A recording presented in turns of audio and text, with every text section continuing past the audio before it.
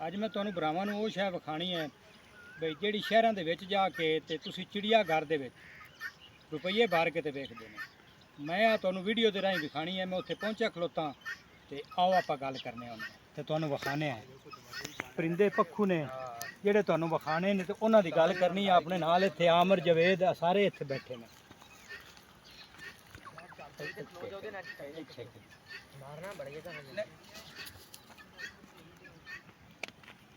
मैं सदके मैं वारी तुहाडा वीर शफकत वारी अस्सलाम वालेकुम जीउंदे वसते रहो जी। सियाणे गल करते हैं भी जेड़े घर ना पक्खू होण उस घर जादू टूना नहीं हुंदा ते अज शरीका ते जादू टूना हर घर है। ये घना हो गया। ਇਹ ਜਿਹੜੇ ਤੁਸੀਂ ਪੱਖੂ ਵੇਖਦੇ ਪਏ ਨੇ परिंदा अंडे भी दिंदा है सेवे भी बहंदा है। की ना ਇਹਦਾ पेरू होर की सदे ने जी टर्की टर्की बाबू टर्की बर्ड हाँ टर्की बाबू ही ठीक है मुड़ है। यह पेरू है जी। आ चिड़िया घर के जाके मैं अगे भी तुहानू दस्सिया भी आप उत्थे रुपये भरते तो इन्हों वेखने इत्थे वीडियो की राही मैं तुहानू विखांदा पिया एवें एवें। इत्थे मोर भी हैं वन पोनी नस्ली असील कुकड़ियाँ भी हैं ते आ नाल पनीरी भी गड्डी हुई है। रुत पनीरी दी है ना। इनके को अंडे भी लाए ने लियाओ खा को अंडा लाया। लो जी ए पेरू का अंडा है। ए पेरू का अंडा है। जोड़ा है ये जोड़ा है जुट है तू इहदे नाल रखी है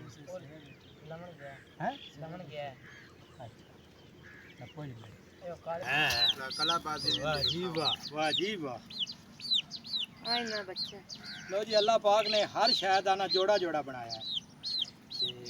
इहदा अंडा के तुहानू दस्सिया है वो पेरू नू बड़ा वट लग्या मैं उन्हें फड़िया तो उनकी घर वाली है। आ एक बच्चा भी इन्हें कढ़िया इनका बुलारा ही है कि गावन गांदा है। अच्छा इनका बच्चा है जी। क्या मोड़ आंडे लाए हूँ सेवे तो बैठी है सेवे तो उठा तो लिया जी।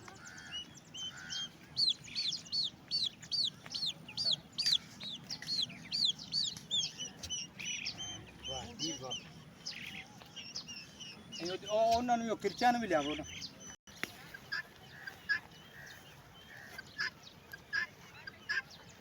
लो जी आए किरचा लगियां फिर ये भी जोड़ा जोड़ा है।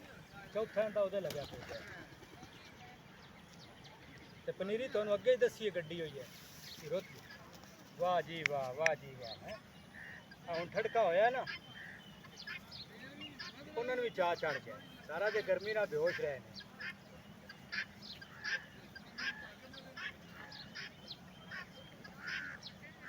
इधर करो जी। ਅਸੀਂ ਨਾ ਜੀ ਇੱਥੇ ਇੱਕ ਹੋਰ ਨਵੀਂ ਗੱਲ ਵੇਖੀ ਹੈ ਵੀ ਹਕੂਮਤ ਨੇ ਨਾ ਕਿਸੇ ਟਾਈਮ ਦੇ ਵਿੱਚ ਇਹ ਤਲਾਅ ਬਣਾਇਆ ਸੀ। ਆ ਉਹਨਾਂ ਮਸ਼ੀਨਾਂ ਲਾ ਕੇ ਤੇ ਇਹਦੇ ਥੱਲੋਂ ਦੱਸਦੇ ਨੇ ਕਿ ਕੀ ਕੋ ਪੈਪ ਲਾਇਆ ਨੇ ਕਿਵੇਂ ਦੇ ਦੱਸੋ।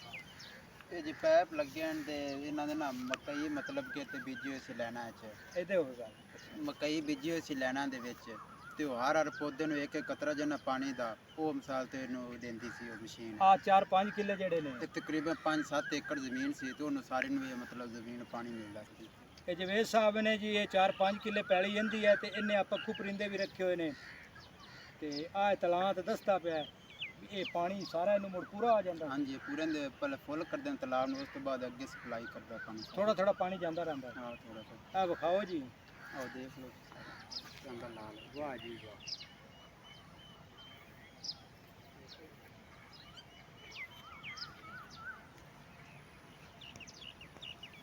ਲੈ ਵੀ पेरू ਤਾਂ ਜਿਹੜੇ ਹਨ ਨਾ पेरू ਬੱਖੀ ਪੈ ਗਿਆ। पेरू माशाल्लाह 20 आई पे नस्ली पेरू नस्ली पेरू।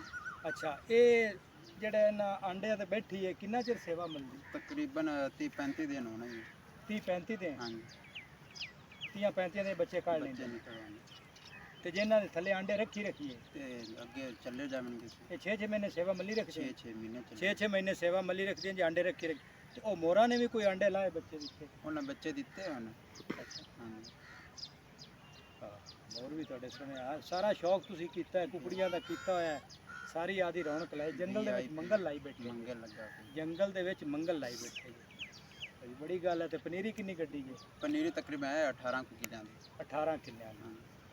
ਹਾਲੀ ਹੌਲੀ ਚੰਗੀ ਥੱਲੇ ਪਾਈ ਹਾਲੀ ਜੀ। ਵੀ ਆਈ ਪਈ ਆਸਾਨੀ ਨਾਲ ਪੱਟੀ ਜਾਏਗੀ ਥੱਲੋਂ। ਸੌਖੀ ਕੋਨੀ ਅਗਾ ਆ ਜਾ ਤੂੰ ਪਿਓ ਤੇਰਾ ਕੀ ਦੇ ਉਹ ਮੇਰਾ ਬੱਕਰੀ ਇਹ ਜੀ ਮੈਂ ਘਣਾ ਪਾਦ ਕੋ ਨਹੀਂ ਕੀਤਾ।